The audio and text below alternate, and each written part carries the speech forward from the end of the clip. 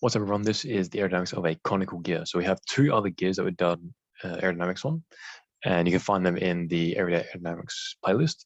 This is a conical one, so as we rotate around, you can see some streamlines. The gear is tapered, it goes up. And this makes for some really cool flow features. For example, you can see this streamline here. It gets inside this groove here between two teeth, and it just bounces around. And as we go back, you can see that a lot of recirculation, and the flow is generally at an upwards angle. And as we rotate a bit more, we'll see even more cool flow physics. So just about here, you can see the flow from the bottom comes up and goes to the top behind. So there's this massive recirculation.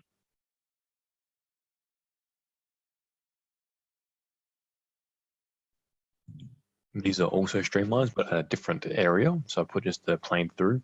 And the reason why I did this is because it shows some cool flow physics. So again, you have these streamlines hitting, and then they go up and they bounce around before coming out the top. One other thing that's interesting is that these streamlines, as you can see, they come in. Let's rotate it a little bit more.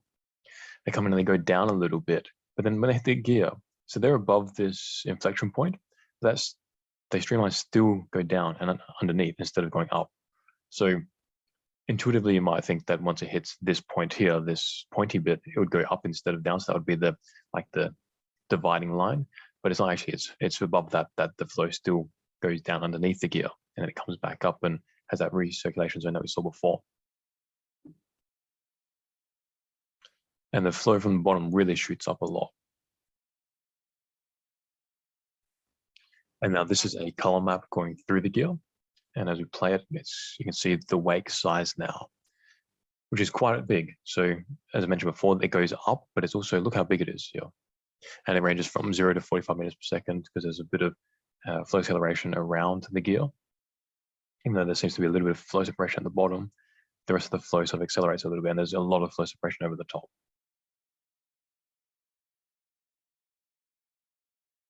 So that's cool. So make sure to check out everything we do here at Aerodynamics. Check out the instrumentation we do, check out the courses we do, and check out the conference we put on every year. Links in the description. Peace out.